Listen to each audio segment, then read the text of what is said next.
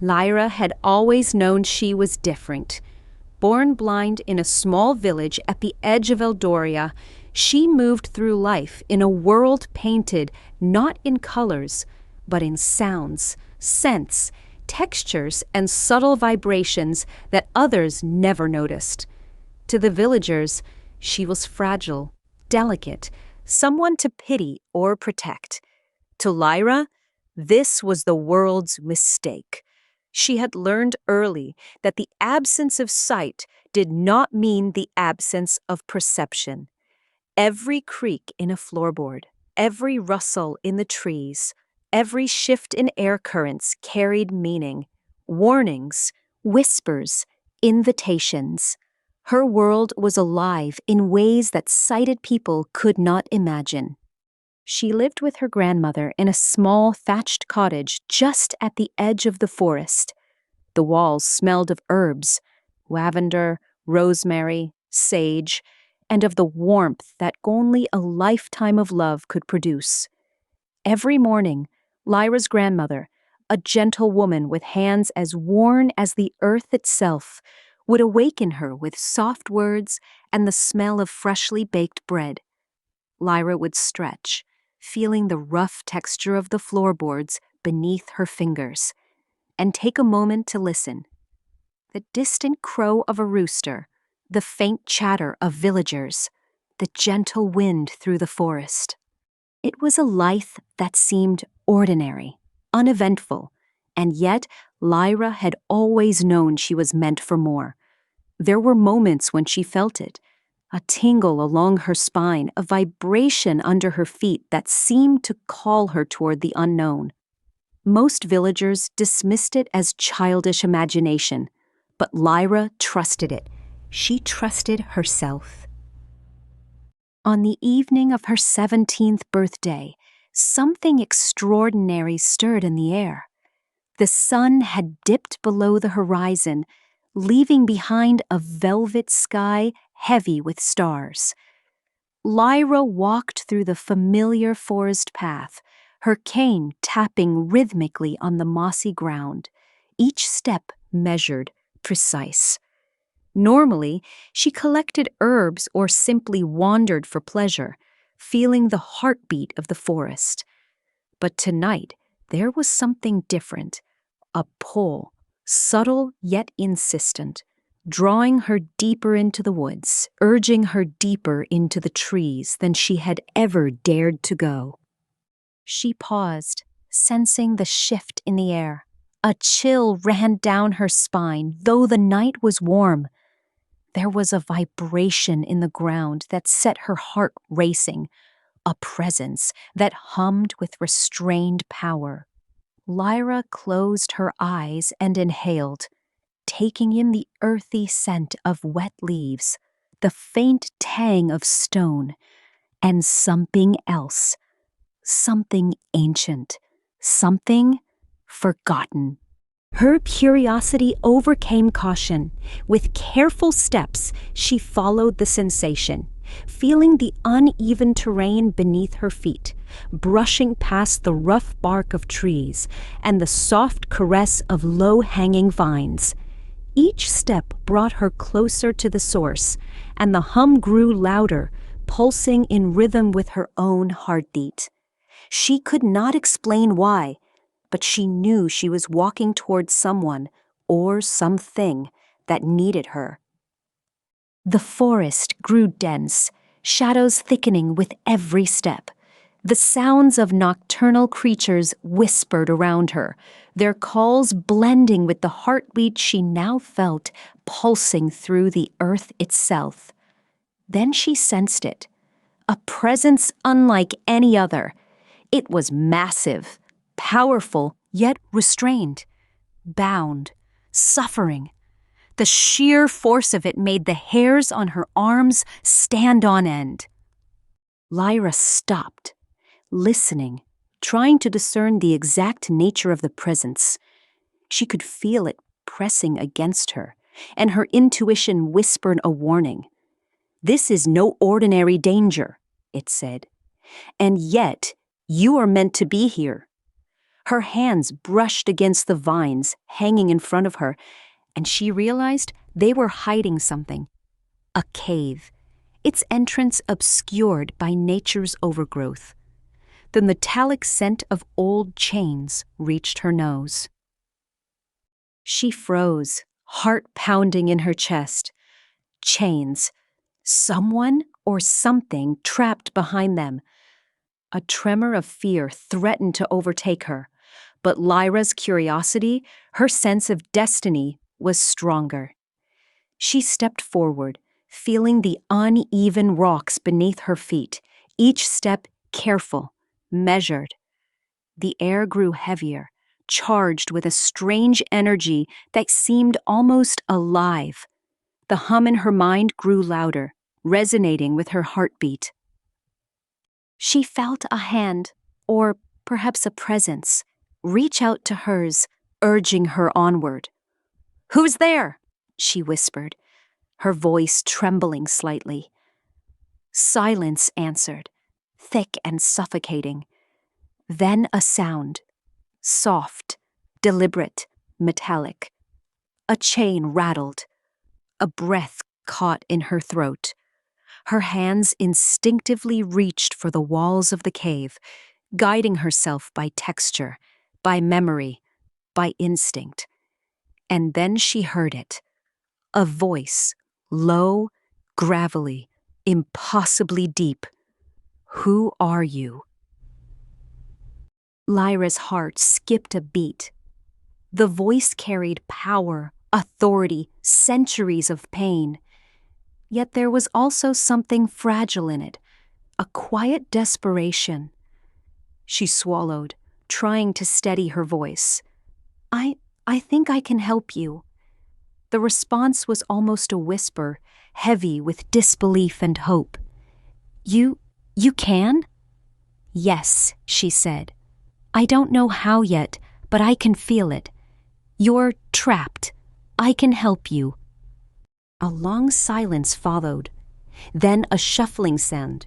Something shifted in the shadows. Lyra's pulse quickened, but she did not move back. The cave floor was cold beneath her bare feet, the air thick with a scent of iron and old stone. And then she felt it. Chains, binding a presence of unimaginable power. They were not just physical chains. They were enchanted, layered with a magic she had never felt before, suppressing the strength of the being within.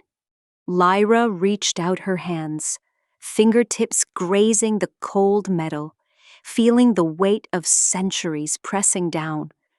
It was overwhelming, yet she did not retreat. There was a rhythm to the chains, a pulse that she could follow, and she realized with a shock that it was alive. Not just the chains, but the being bound within them. "I am Awoke," the voice said finally, the name resonating like distant thunder. "No one has come near me for decades. How? How did you find me?" Lyra swallowed. "I don't know. I just felt you needed me." There was a pause, then a soft, almost imperceptible sigh. "No one has ever spoken to me like that. No one has felt me truly." Lyra's heart thudded in her chest. She did not yet understand what she had discovered, nor the immense power restrained behind those chains.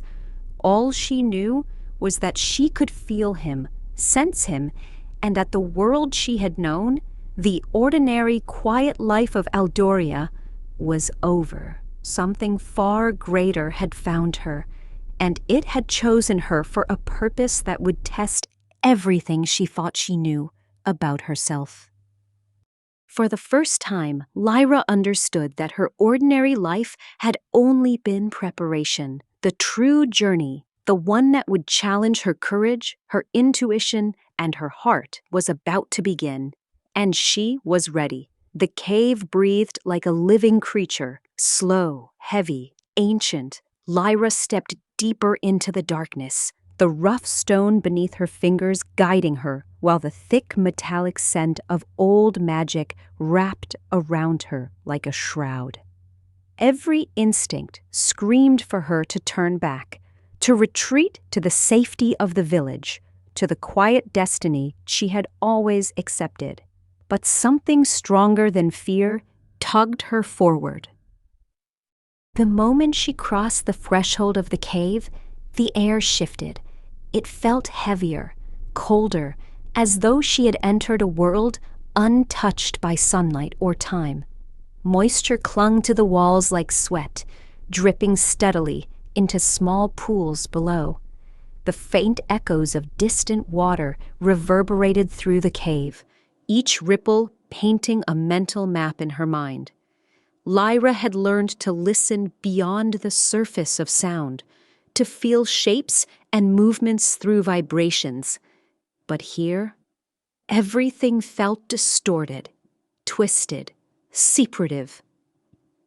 With each step, the earth vibrated with a heartbeat that did not belong to her. Slow, deep, powerful. A heartbeat sealed under layers of magic and sorrow. The cave seemed endless, and yet she felt she was being watched, not by eyes, but by memories carved into the stone. Memories of something once great, now reduced to chains and silence. Her hand brushed the wall as she walked, feeling indentations carved by claws or blades, marks of desperation long faded from the world above. She paused, fingers tracing the grooves, sensing the rage and agony imprinted there. This place had known suffering, not for a year or a decade, but for lifetimes. A soft hum pierced the air, faint like the distant ringing of a bell submerged under water. It pulsed in and out of her awareness. Lyra followed it, letting her intuition guide her deeper into the heart of the cave. The path grew narrower, forcing her to slide sideways, the stone walls pressing cold against her shoulders. The ceiling lowered, brushing strands of her hair, making her bow as though the cave demanded reverence. Then, without warning, the ground expanded into a vast chamber. She sensed it immediately, the openness, the stillness, the shift in temperature as cool air swirled around her. Her footsteps echoed differently here, bouncing back from walls too far away to reach. She froze, holding her breath, listening. There it was again. The metallic rattle, soft, weak, almost embarrassed by its own existence. Chains, heavy, immovable, ancient, and behind them, a presence. A presence that made her knees tremble and her heart stutter. She felt it like a wave, raw power, buried beneath exhaustion. Strength dulled by timeless imprisonment, yet still alive enough to reach out. She walked slowly, sensing the ground sloping downward. The chamber's floor was uneven, scattered with shards of broken stone and the remnants of long-dried blood. Lyra stepped carefully, her cane tapping ahead, each sound returning to her like an echo map. Then she felt something different beneath her fingertips. Metal, but not ordinary metal. This was colder, alive with a faint hum, like a sleeping beast. Chains wrapped around the stone floor, coiled like serpents, leading inward toward the heart of the chamber. Lyra followed them forward until the air around her thickened with energy. The presence behind the chains stirred, She felt it rise before she heard it. The shifting of weight, the tightening of muscle, the faint brush of air displaced by movement. It towered, powerful yet weary, as though struggling to remember what strength meant. The voice came again, low, broken, yet carrying the echo of authority that once commanded armies. Without sight, Lyra saw him more clearly than any person with eyes could. His presence filled the space, massive, regal, scarred by decades of torment. She could feel the unevenness in his breath, the tremor beneath it, the weight of centuries pressing down on him. She raised her hand, trembling slightly, and moved her fingers along the chains. The metal throbbed under her touch, pulsing faintly like a heartbeat. Magic crawled along her skin, a dangerous, dark, old magic, designed not just to bind flesh, but to suppress spirit. Lyra felt the ancient enchantments pulse in rhythm with her own heart, a resonance that seemed to whisper that she was the key to breaking them. She inhaled deeply, letting the scent of iron, stone, and forgotten power fill her lungs, preparing herself for the moment when she would finally release the bound being. Lyra froze as the energy surged, testing her, tasting her.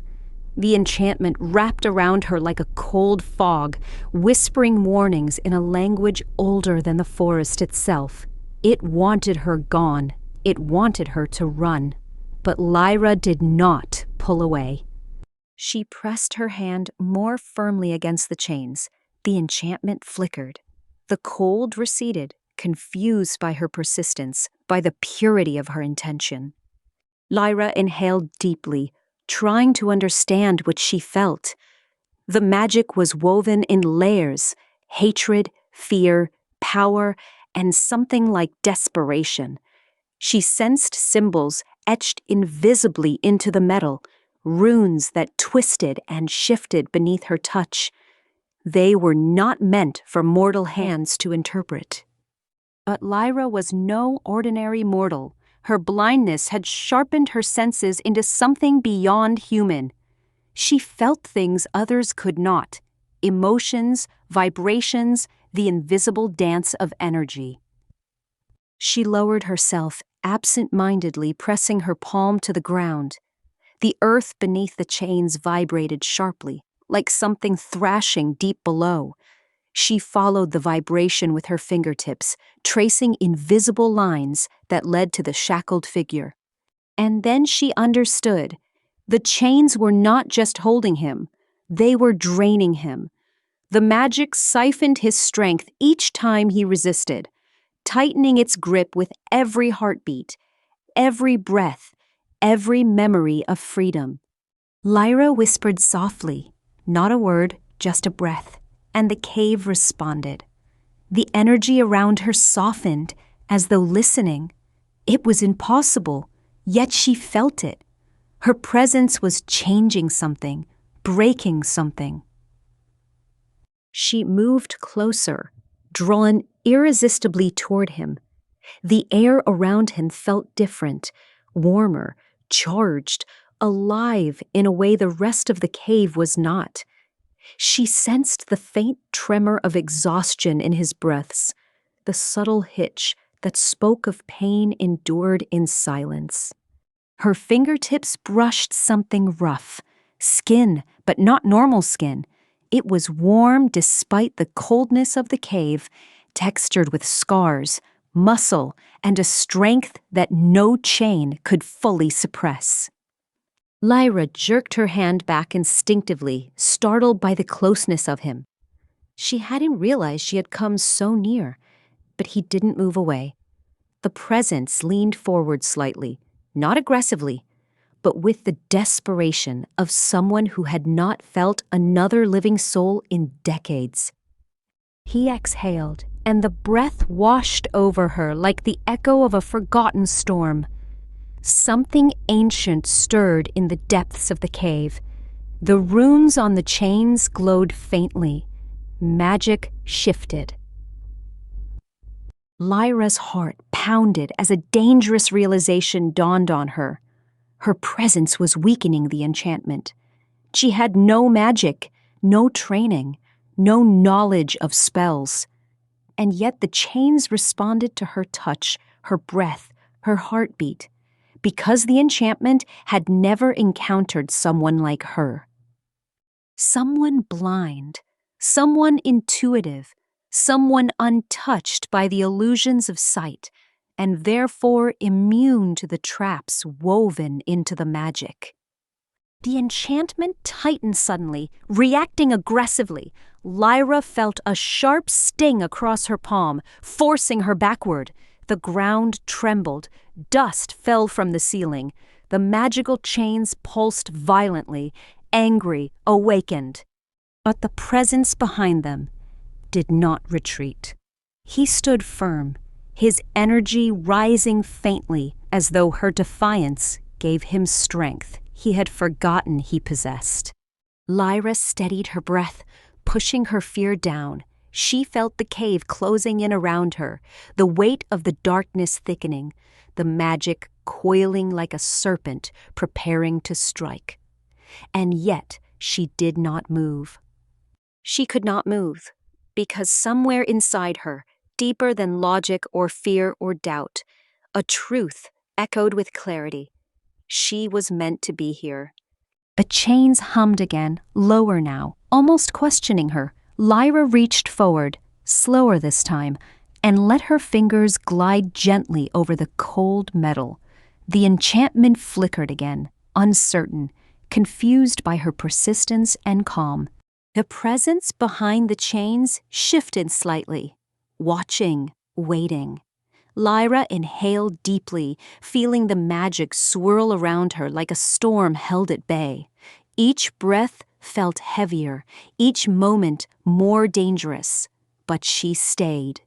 Because even though she didn't understand this magic, even though she didn't know who or what was chained, even though the cave throbbed with ancient danger, she knew one thing with absolute certainty. This was only the beginning. A chamber around Lyra trembled with a restless energy, as though the darkness itself breathed in anticipation. Slowly, the presence behind the chains stirred again, not violently, not with force, but with the heavy, aching weight of a being who had forgotten the meaning of movement. The air around him felt charged, almost electrical, as though centuries of suppressed power awakened at the faintest touch of hope. Lyra's senses sharpened. She could feel every subtle shift in the chamber, the ripple of energy moving along the stone floor, the faint tremor in the chains as tension traveled through them, the soft scrape of skin, thick, scarred, powerful, adjusting after years of stillness. Her heart pounded, yet she remained steady, anchored by a strange certainty she didn't fully understand. She stood still, letting her other senses paint the figure in her mind. He was enormous. The sheer aura of his presence filled every corner of the chamber. Not human, not fully.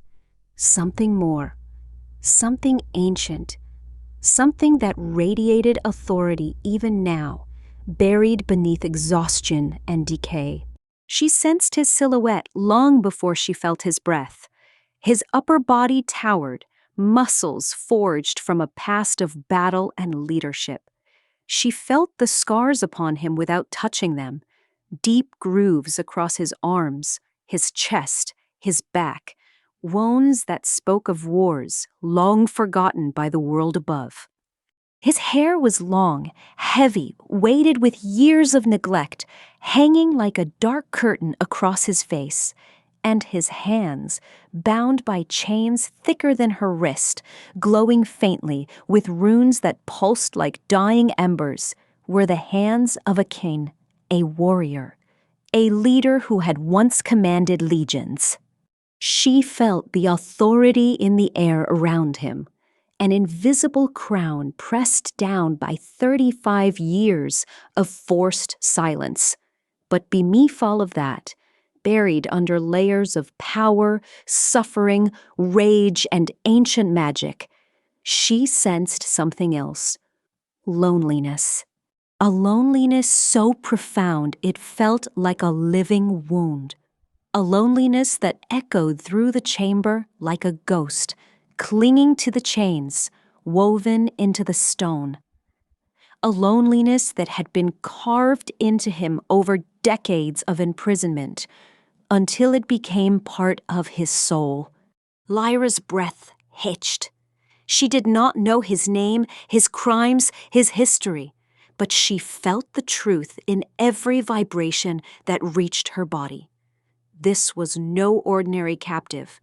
This was someone the world had once feared and revered. The presence shifted again, very slightly, as though gathering the strength to stand more fully. The chains tightened in response, their runes igniting with a hostile glow. The magic wrapped around him like a predator guarding its prey, tightening at the slightest sign of defiance. He endured it without resistance. He had endured it for 35 years. Lyra moved closer, guided not by sight, but by the rhythm of the air flowing around him. Her fingers brushed the enchanted metal again, and the runes pulsed, not in anger this time, but in warning. The magic seemed to question her presence, confused by her calm, her blindness, her unyielding intuition. She could feel it probing her mind, searching for fear, for weakness. But fear did not drive her, not yet. Curiosity did, compassion did, something deeper did. She took a slow breath and let her hand rest fully on the metal. The chamber responded with a low, vibrating hum, the kind that made the stone under her feet tremble. It was not a threat. It was recognition, as though the magic itself acknowledged a truth neither of them understood. The figure behind the chains drew in a breath, sharp, ragged, carrying decades of silence. Lyra felt the faint shift of air as he leaned, or perhaps collapsed, slightly forward, his weight pressing against the restraints. She sensed the strain, the trembling tension between captivity and the instinct to move, to speak, to exist again. She could feel his heartbeat now, slow, heavy, far too faint for someone of his strength. 35 years had drained him, not just of power, but of will. The chains had fed on him, consumed him, suppressed every spark of the greatness he once wielded. And yet the core of him still burned, a small, stubborn ember that refused to die. Lyra focused on that ember, reaching out through the darkness with her own silent understanding. Her presence resonated with his in a way she could not explain, an instinctive recognition between two souls who had lived their lives underestimated, misunderstood, bound by limits imposed by others. Her hand moved closer to him, the air thickening as she approached. She felt the heat radiating from him, the raw strength that still simmered beneath the layers of enchantment. Her fingertips brushed the rough skin of his wrist, just a whisper of contact, and the entire chamber seemed to halt its breath. The enchantment surged, reacting violently, as though trying to sever the connection. A sharp crack of energy snapped through the air, jolting her backward. She stumbled, catching herself on the stone floor. Her palm burned, but not from injury, from the magic itself, from the ancient force that had recognized her as a threat, or as a key.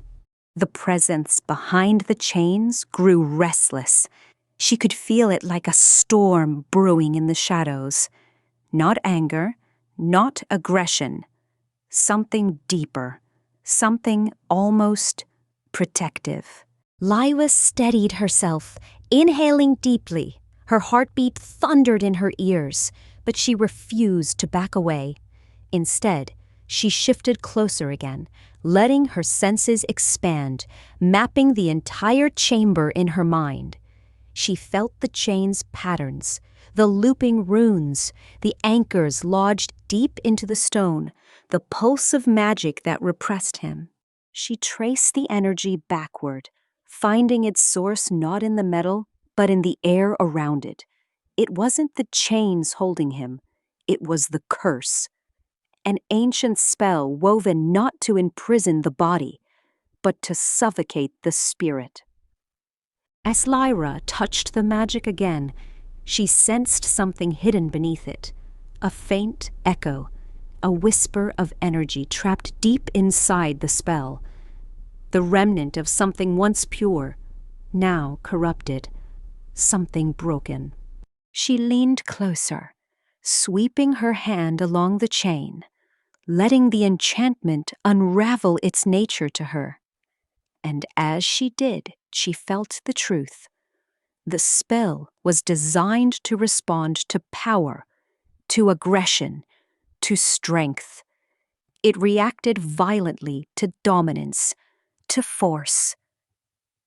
But it had no defense against intuition, against softness, against someone who moved through the world in silence, without sight, without the arrogance of control.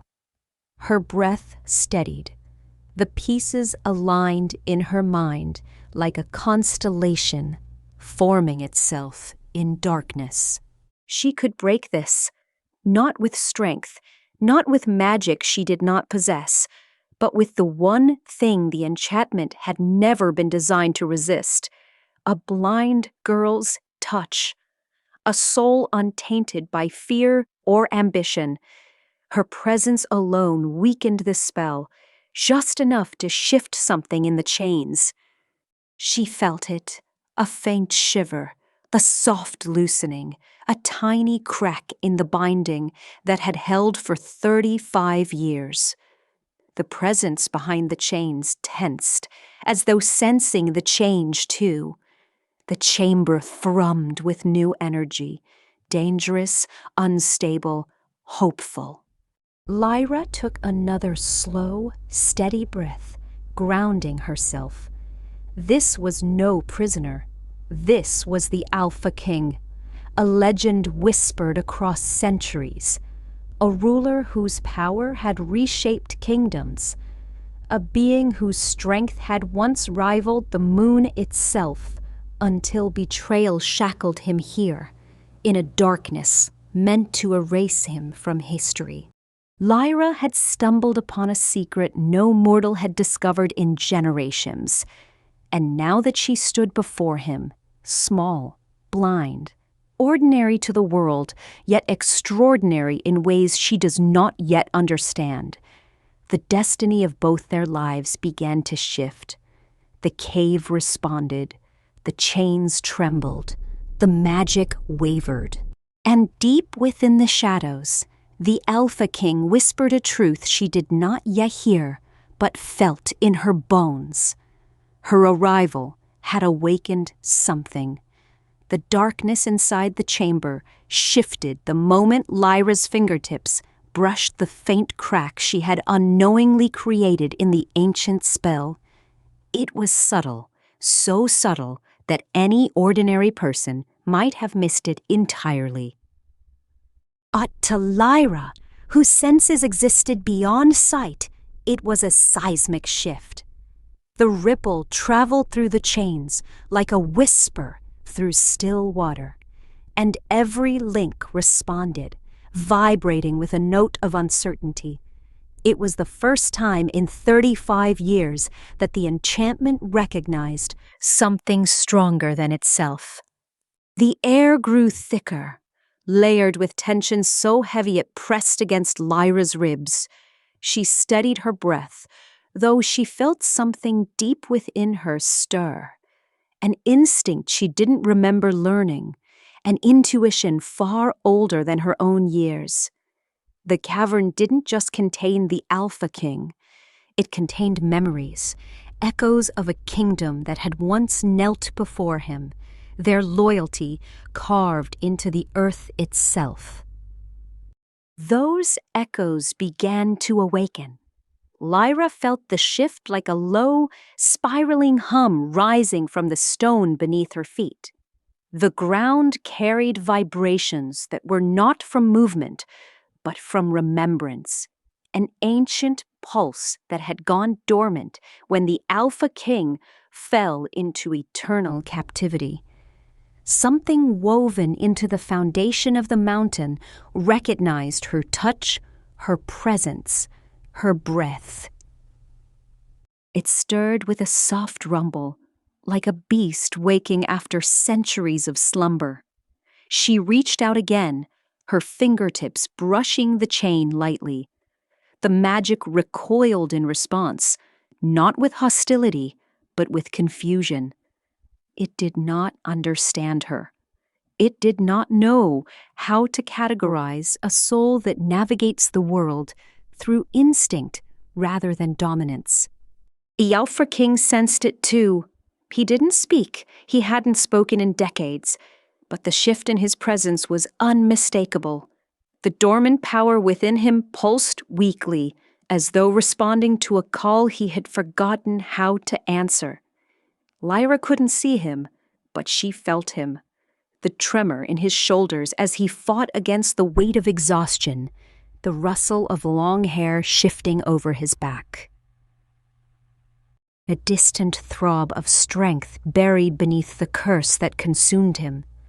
She felt the moment his attention fixed on her, not in fear, not in curiosity, but in recognition. Not of his identity, but of her significance. For the first time in 35 years, the Alpha King realized the spell had weakened, and it was because of her. Lyra stepped closer, feeling the vibrations intensify. Her palm hovered inches above his wrist, sensing the warmth of his skin radiating through the chains. The heat was faint, dulled by decades of suppression, but it carries the unmistakable signature of power once feared by nations. Her heart thudded, the rhythm echoing through the chamber like a soft drumbeat. She didn't know why she wasn't afraid. Any other wolf, any creature with sense, would have turned and run from an ancient alpha bound in a forgotten dungeon. Yet she felt a strange pull, as though her fate had been tied to his long before she was born. The air shifted again. This time it was not the magic reacting. It was the mountain. A low, groaning sound vibrated through the cavern walls. Dust fell from the ceiling in soft showers, drifting like silent snow. A tremor rolled outward from the center of the chamber, spreading through the mountain's hollow spine.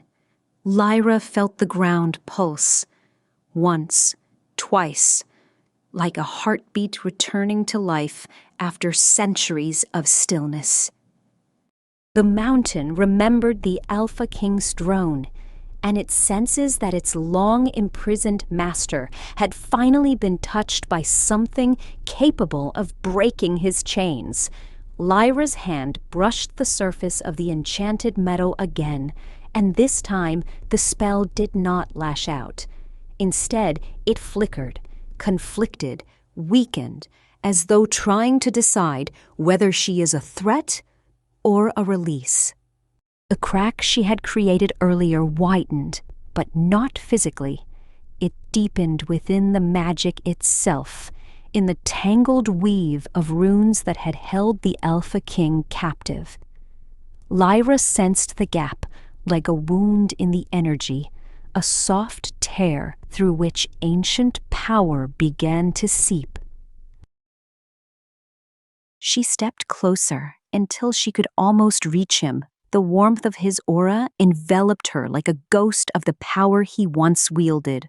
Her breath mingled with his faint exhale, and for the first time, she sensed a flicker of emotion within him. Not fury, not despair, but something almost fragile. Curiosity. She pressed her palm firmly against the chain, letting her heartbeat merge with the steady thrum beneath the metal. The runes glowed again, but softer this time, their hostility fading into reluctant acceptance.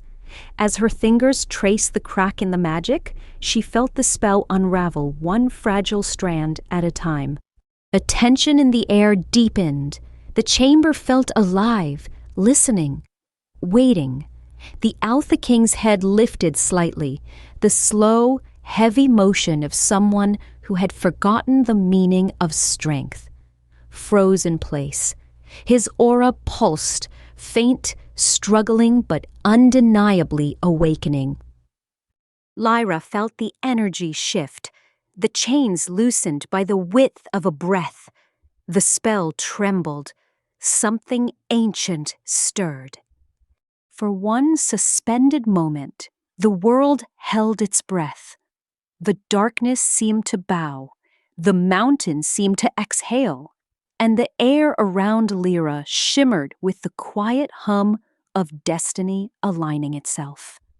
She didn't know what she had awakened. She didn't know that touching the Alpha King had set into motion a chain of events older than the moon itself. Silence settled over the cavern, like a living creature, heavy, alert, listening.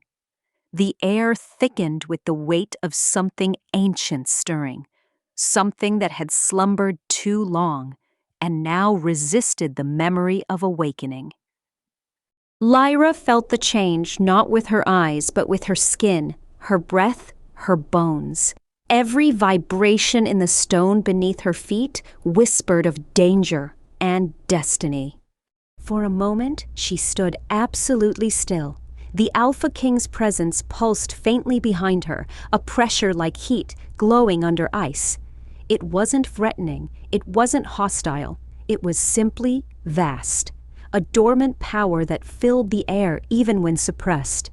Something in the chains trembled, responding to him or to her, she couldn't tell. A crack she had unintentionally created in the spell began to pulse with a strange rhythm, like a heartbeat echoing from the past. Lyra reached out again, fingertips lightly brushing the cold iron. She expected pain this time. She expected the magic to lash out, to defend itself. But the spell didn't fight her. It studied her. Across the chamber, the Alpha King let out a slow, strained breath. His voice was low and gravelly when he spoke, but this time it carried something beneath the exhaustion, a flicker of alertness. "What did you do?" The question wasn't an accusation. It was a realization. Lyra didn't know how to answer. "I'm not sure," she whispered. "I just felt something calling me. And when I touched it, it changed." The Alpha King's change rattled softly, the sound sharp in the cavern's stillness. "Nothing has changed these chains in 35 years. Lyra exhaled, her breath trembling. Maybe the chains didn't expect me. The Alpha King fell silent. His aura shifted, just slightly. Slow, calculated, like a beast raising its head after decades of defeat, testing whether it still had strength left. Lyra's hand slid over the engraved runes binding the chains. Each rune vibrated at a different frequency, forming a web of enchantments layered thick with ancient magic. She could feel them now. One humming low, like a distant drum. Another trembling fast, like a trapped heartbeat. Another cold, steady, like stone. But beneath all of that, She sensed something new, a weakness. The spell had lost its perfect rhythm. At her touch, the chains stirred again, this time not physically, but magically, their energy rippling around her hand like a creature waking. She felt its hesitation, its confusion, its ancient memory trying to recognize her. Then something shifted. A sound unlike anything in the cavern's long existence whispered through the chamber, a faint, thin metallic sigh. The chains loosened, not visibly, not physically, but spiritually, as though the spell itself remembered something it had tried to forget. Lyra felt the tremor through her palm. The chains remembered blood. Not hers, not the Alpha King's, but someone else's. Someone from long ago. A memory not hers slammed into her senses, not as sight, but as sensation. A battlefield drenched in rain. A crown falling into mud. A voice chanting a curse. Chains forged in moonlight. A figure screaming as magic sealed around him. Lyra gasped and stumbled back, pressing a hand to her chest, as the memory rushed through her like cold wind. She shook, breath unsteady. The Alpha King felt it too. "Tell me what you saw," he commanded softly. No aggression, just urgency woven into exhaustion. "I don't know," Lyra whispered. "It wasn't a vision. It was like the chains showed me a feeling." "They've never responded to anyone," he murmured. "Not even to me." Something heavy shifted inside the Alpha King's aura, recognition mixed with disbelief. He lifted his head slightly, and Lyra felt the weight of his gaze settle on her, even though she couldn't see it. "Who are you?" The question lingered in the darkness. Lyra opened her mouth, but no answer came. She didn't know. She was just a blind Omega girl living at the edge of the forest. Insignificant, powerless, overlooked. No one special, no one remarkable. But the chains disagreed. They reacted again, another low metallic hum that traveled through the cavern like distant thunder rolling under the earth. This time, the stones around them shuddered, dust falling in thin streams from the ceiling. Lyra lifted her face slightly. "The mountain. It's trembling." "It trembles only when old magic shifts, and old magic shifts only for one reason, because someone the magic recognizes is near." Lyra's pulse thudded loudly in her ears. The chains pulsed again, a cold wave of energy brushing across her palm, soft, curious, as though testing her identity. She felt her breath hitch when something deep inside the spell whispered against her senses. "Your blood carries an echo." Lyra stumbled backward, startled. I don't understand." The Alpha King's chains rattled sharply as he shifted, trying to sit upright. The movement sounded painful, strained, but determined. "Your presence," he said slowly, "is not normal. You broke a weave that has never been touched. You awakened something that should not awaken." His breath was jagged. "What are you carrying in your veins, girl?" Lyra shook her head, heart racing. "I don't know any magic. I'm not a warrior. I can't even shift." "You don't need sight or a wolf to carry a legacy," the Alpha King growled softly. "Some power sleeps in bloodlines that should have died centuries ago." Lyra's chest tightened. A cold fear crept up her spine. But so did something else, something electric. A strange familiarity. A faint tug inside her, like a thread being gently pulled. She turned back toward the chains, breath shaky. "If I keep touching it, will it hurt you?" "No." His voice was firm. "The chains cannot hurt me more than they already do." A pause. "But they might hurt you." Lyra hesitated. Then she stepped forward anyway, her palm pressed to the chain. This time the magic didn't recoil. It surged toward her, wrapping around her hand in a cold, swirling current that prickled across her skin. The runes glowed under her touch, humming louder and louder until the entire cavern vibrated. The Alpha King inhaled sharply. The spell began to unravel. The crack widened, and Lyra felt it, the tearing of ancient magic, screaming silently as its centuries-old structure began to weaken. It lashed out, not at her, but at itself, straining, fighting, trying to hold its own integrity. Her breath stuttered as raw energy pulsed through her veins. She tasted metal in her mouth. Her knees trembled. She could feel the chain's memory. Feel their creation, their fury, their purpose. And she felt something else. Something lurking beneath the spell. Something alive. Something watching her from within the magic, as though the chains themselves had a consciousness. It whispered again, "You carry her blood." Lyra's heart stopped for a beat. Her breath froze. A sharp, burning pain stabbed through her palm. The chains recognized her. Then, the rune beneath her hand exploded in a burst of cold. White energy. The cavern shook violently, the mountain rumbling as though waking from a 1,000-year sleep. Lyra was thrown backward, landing hard on the stone floor.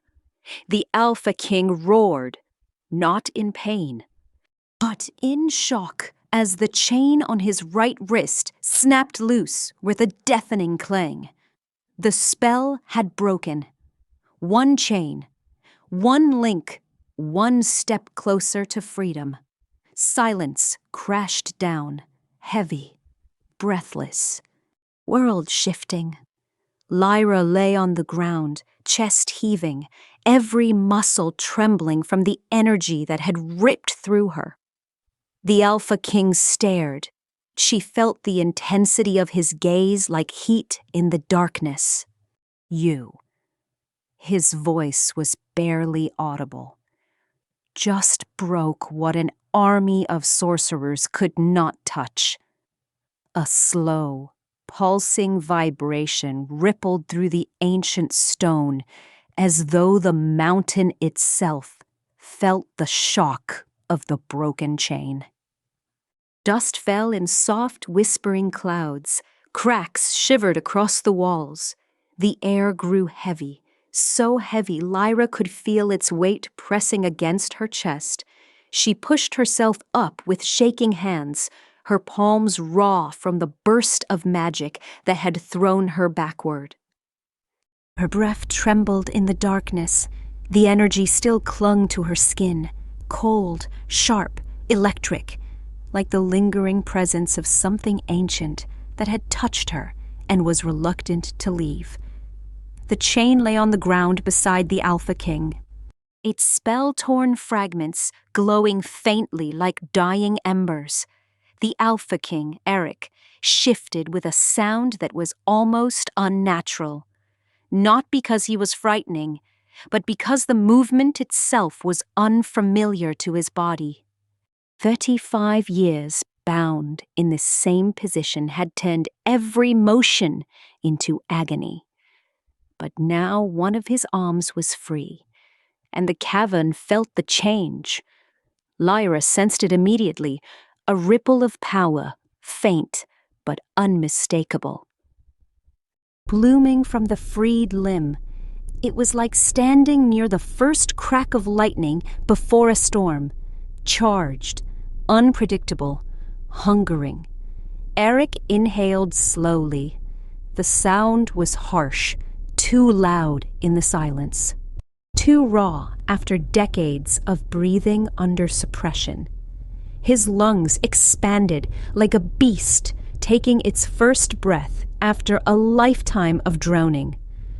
Then, the shadow moved. Lyra froze. She had no eyes, but her other senses were sharper than sight. And every instinct inside her screamed. Something else was in the cavern now. Not a person, not a creature, not even a spirit. A presence. The Alpha King's shadow.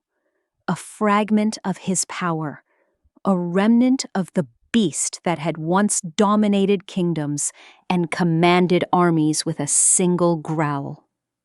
It unfurled behind him like smoke, stretching across the stone floor with slow, deliberate motion. Lyra felt it brush over her skin, cold yet burning, familiar yet terrifying. It wasn't fully alive. It wasn't fully him. It was his suppressed aura, weakened and starved, finally slipping through the cracks of the broken spell. Eric stiffened. He could sense it too. My shadow. His voice came out hoarse, strained. It remembers freedom. Lyra's heartbeat staggered. She felt the shadow's curiosity sweep over her like a cold wind, sniffing, circling, studying. Not hostile, not gentle, simply aware of her, as though she had awakened it from a death-like sleep.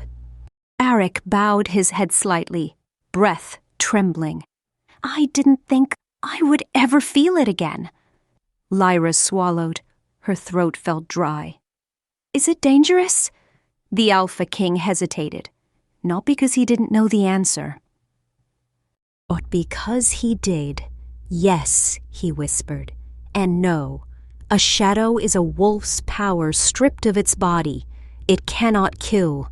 It cannot fight. His voice dropped lower. But it can remember. Lyra's skin prickled. The shadow twisted again, stretching toward her like a silent question. Arik tensed. She felt the sudden shift in his aura, protective instinct flaring through exhaustion. Do not fear it, he murmured. His voice gentler now. It reacts to strength, to courage, to blood. Lyra inhaled sharply. There it was again. Blood.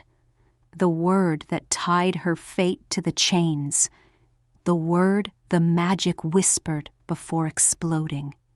A word she didn't understand, but felt sinking deeper into her bones with every passing second.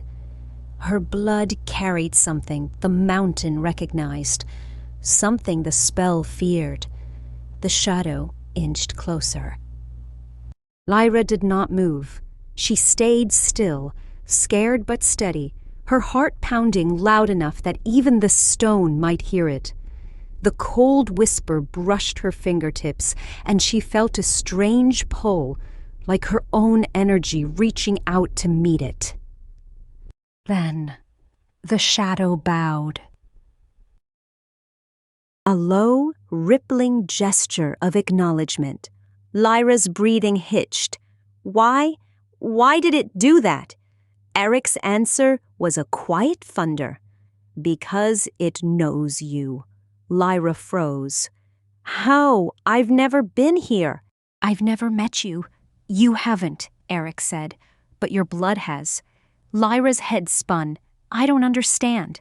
You will, he murmured, when the second chain breaks. Lyra stepped back instinctively. Pulse racing. I don't want to break anything else, not until I know what I'm doing.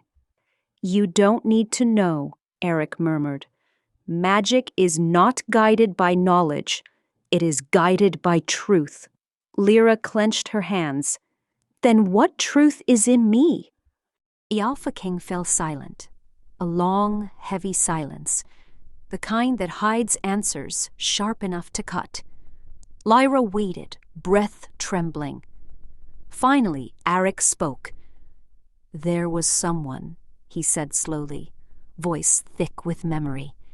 The one who forged these chains. The one who cursed me. His tone hardened. The one who betrayed the throne. Lyra's heart thudded painfully. She was a blind sorceress. Lyra's breath stopped. She lived 3 centuries ago, feared by all. Impossible to kill. She was the only one who could twist the mountain's magic, and the only one whose blood could ever unmake her spells. Lyra's knees weakened. No, that couldn't be. Eric lifted his free hand. She could feel the tremor of power under his skin, faint but awakening. You carry her blood. The cavern's air grew heavy, crushingly heavy. Lyra shook her head, whispering, "That's impossible." "Impossible," Eric echoed, "yet true." A shadow shifted behind him, larger now, bolder, no longer starved, but feeding on the crack in the spell. Lyra felt something cold slide into her chest. Not fear, recognition. The same strange pull she had felt since the moment she stepped into the forest. The invisible hand that guided her here, the whisper in her bloodline she never knew existed. Eric's next words shattered the silence like a blade cutting stone. "You are a descendant of the sorceress who caged me." Lyra stumbled backward. "But she's been dead for centuries." "Yes," Eric murmured, "but blood does not die. Blood remembers." Lyra pressed a trembling hand to her chest. Her heartbeat echoed through the cavern, and the mountain echoed back, soft, deep, awakening. The shadow behind Eric lifted its head, its form expanding, swirling like a beast smelling the scent of destiny after centuries of waiting. Lyra whispered, barely audible, "Why would my blood bring me here?"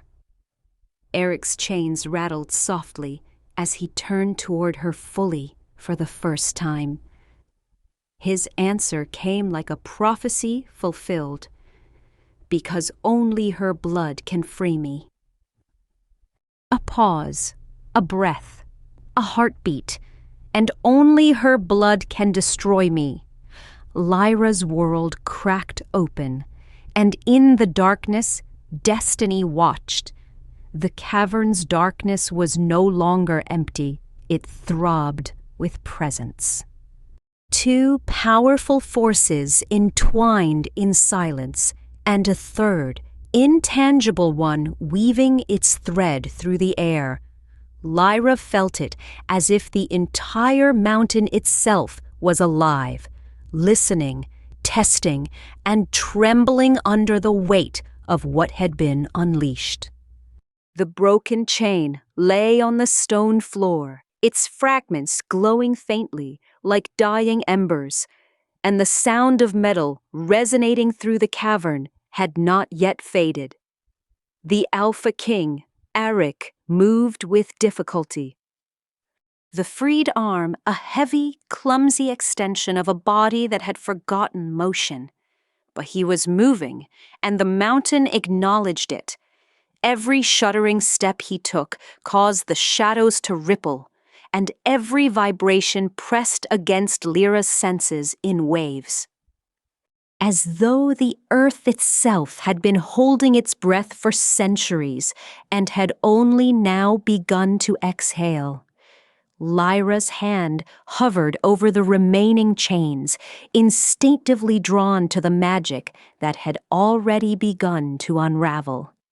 She could feel it pulsing beneath her palm, faintly now, unevenly, like a heartbeat trying to resume after decades of suppression. Her skin tingled as if the air itself contained whispers, calling her forward. Calling her to touch, to awaken him fully. The Alpha King's gaze fixed on her, intense, almost painfully so. She felt it like heat radiating through the cavern. His aura had shifted from dormant to tentative awareness. A faint flicker of raw power beneath layers of exhaustion and suppressed strength. He was no longer just a figure chained in darkness. He was becoming something else, something ancient, dangerous, alive. She stepped closer to the first chain.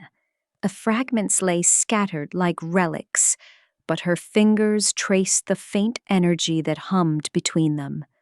She had no knowledge of spells, no mastery over magic.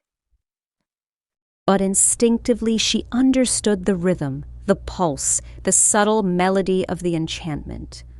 It reacted to her touch in the most impossible way. It recognized her blood. It feared her intent. And most importantly, it obeyed. Her breath hitched as the faintest spark traveled up her arm. The cavern seemed to respond, the stone walls quivering, shadows dancing, the cool air thickening as if charged with invisible electricity. The shadow behind Eric stirred. It stretched, undulating like smoke, larger, stronger, aware of the crack in the magic, aware of her presence, aware of what she carried in her veins. Lyra pressed her palm fully against the chain. The cold stung her skin, but she did not flinch. She could feel the metal responding, pulsing under her fingertips, as though alive. The runes carved into it began to flicker, faint lines of light snaking across the chain, as though awakening from a long sleep. The vibration intensified, running along the metal, through the stone, through the cavern, and into Arik. He tensed, the freed arm lifting slightly as the pulse of energy reached him. The shadow behind him roared softly. A soundless echo, vibrating against the walls, aware of the surge, aware of the breaking of the first barrier. Eric's chest heaved, breath sharp, rapid yet purposeful.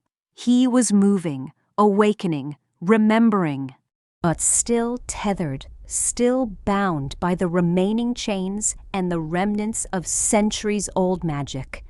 Lyra's heartbeat matched the rhythm of the chain, and suddenly it clicked into place. A resonance she could feel deep in her chest. Her bloodline, the hidden echo of a long-dead sorceress, had been waiting for this moment. The chain shivered violently, responding to the recognition. The air in the chamber thickened, charged with anticipation. Shadows stretched and twisted. The walls groaned. A violent pulse of energy surged from Lyra's hand, and the chain rattled, bucking against its restraints. Magic, ancient and furious, attempted to defend itself. But it was confused, destabilized, vulnerable.